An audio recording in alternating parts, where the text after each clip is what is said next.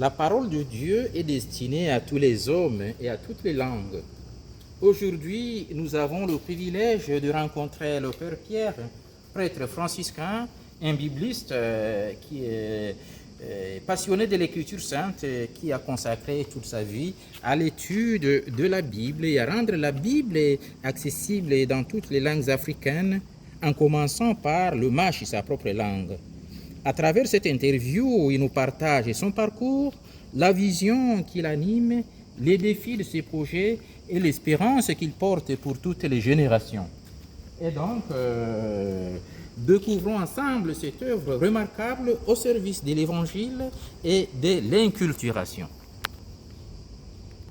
Père Pierre, bonjour. Bonjour, mon frère. Ah voilà, Père Pierre, parlez-moi un peu de vous. Qui êtes-vous? Je suis un frère franciscain de l'ordre de frères mineurs. Je suis congolais.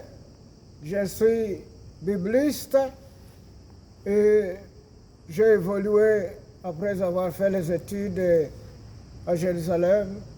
Je suis allé enseigner au Congo pendant des années. Puis j'ai enseigné aussi à Venise pendant des années. Et après, vers les années 2016, une maladie m'a réduit à zéro.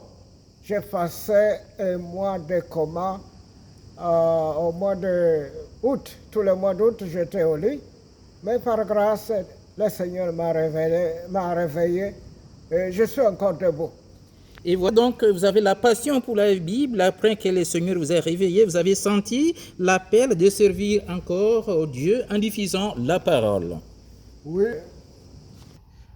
Alors, ce projet s'appelle Bible numérique en Mashi et en langue africaine. Et en quoi ça consiste concrètement?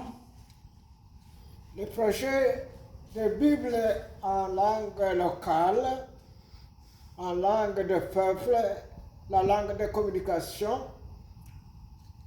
Cela consiste à traduire la Bible de la langue hébraïque et la langue grecque en langue que les gens connaissent et que ça valorise leur culture.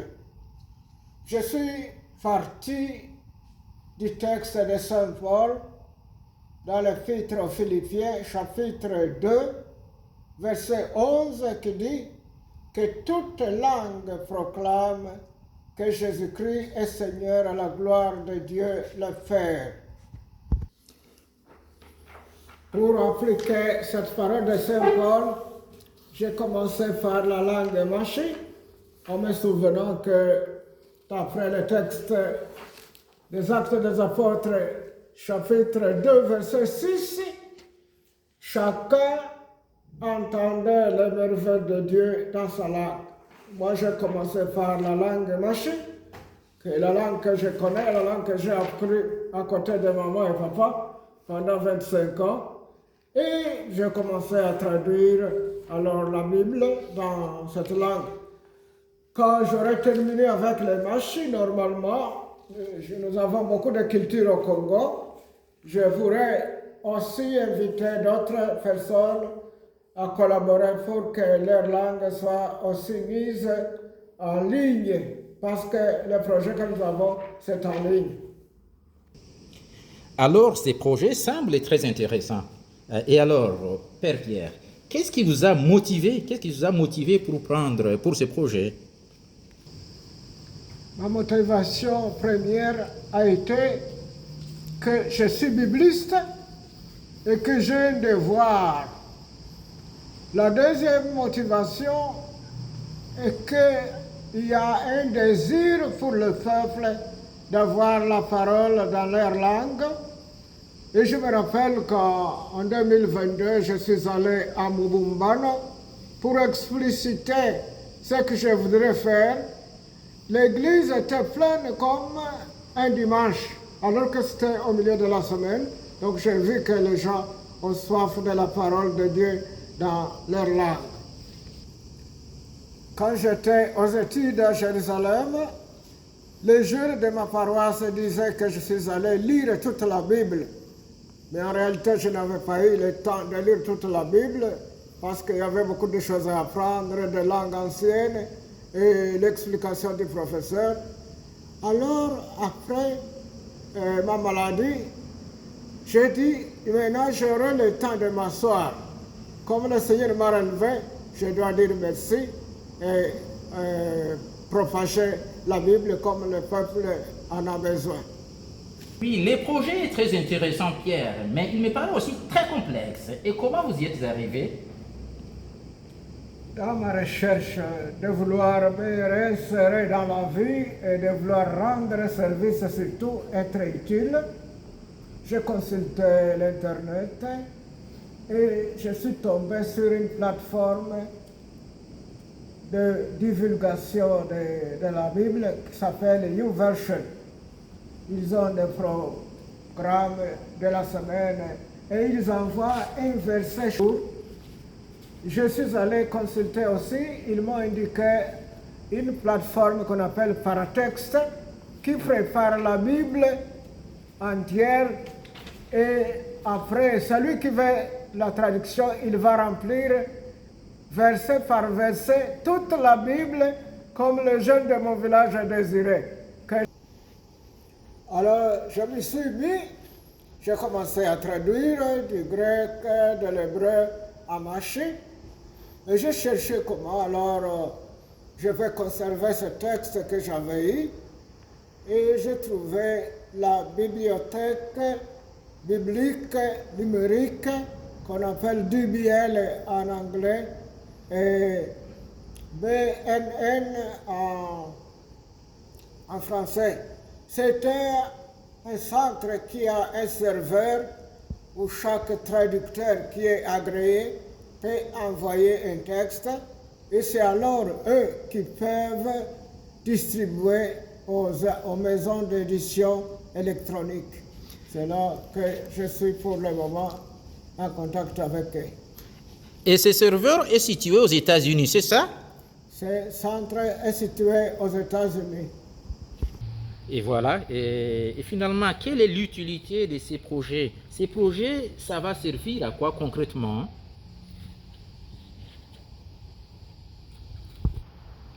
Vu l'importance des langues comme patrimoine de l'humanité, et d'après tout ce que nous avons entendu dans les Actes des Apôtres et dans la lettre aux Philippiens, je pense que ce projet est très utile pour donner la chance à chaque langue de devenir un vulgarisateur, un moteur qui exploite la parole de Dieu, plutôt qui exprime la parole de Dieu et remplit la mission noble de proclamer que Jésus-Christ est Seigneur. Ça va servir beaucoup aux jeunes qui aiment fréquenter l'Internet. C'est le forum d'aujourd'hui. Si vous ne passez pas par Internet, vous ne connaissez pas les nouvelles.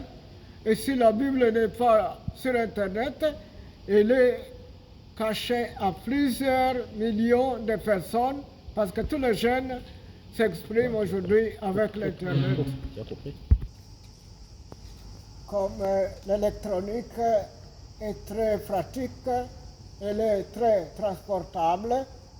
Avec ce travail de la Bible, nous allons toucher beaucoup de cœurs, beaucoup de jeunes. Ils vont toucher, entendre et sentir la parole de Dieu, surtout ceux qui le veulent. Et ça peut produire du fruit en eux et dans la société.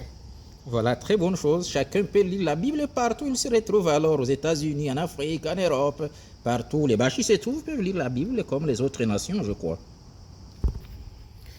Et le projet est très fascinant, mais il semble aussi technique. Comment y accéder concrètement et comment ça s'utilise concrètement? Comment on accède, comment on utilise ce programme?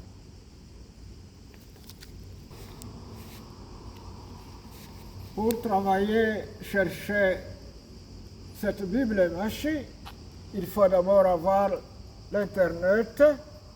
Alors, il faut avoir un téléphone Android, allez dans l'Apple Store, chercher l'application Bible.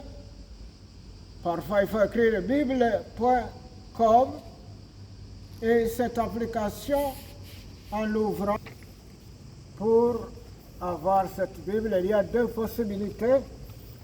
La première, c'est télécharger l'application dans Apple Store ou dans Google Play. Et une fois qu'on a téléchargé l'application, il y a plusieurs langues et on choisit, on cherche là où on peut écrire la langue machine et l'application va y arriver. La deuxième manière, c'est aller sur Internet, dans Google ou sur l'ordinateur surtout, et écrire bible.com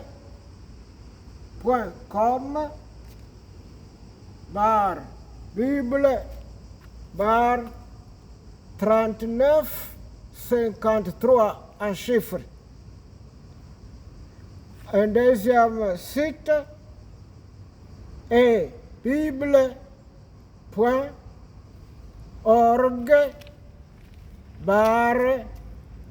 SHR, qui est le symbole international de la langue machine. Ah, c'est vraiment intéressant. Et alors, quel futur pour ces projets et pour les générations futures? Quelles sont les perspectives futures pratiquement? Alors, y a-t-il d'autres travaux dans la même perspective, d'autres travaux en cours dans la même perspective? Bientôt, nous allons contacter Calam. Nous avons déjà des contacts avec Calam et avec Scriptoria. Ce sont eux qui s'occupent normalement de faire les applications bibliques. Après l'application biblique, on pourrait envisager le dictionnaire pour expliquer chaque terme biblique dans les langues locales.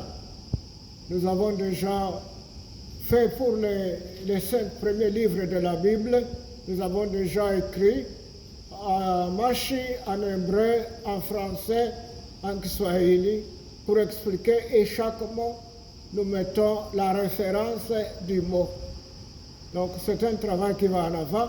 Donc un dictionnaire alors? Un dictionnaire. Quand un travail est déjà sur Internet, ça veut dire que c'est pour les générations à venir. Et qui est Calam et qui est Scriptoria dont vous avez parlé?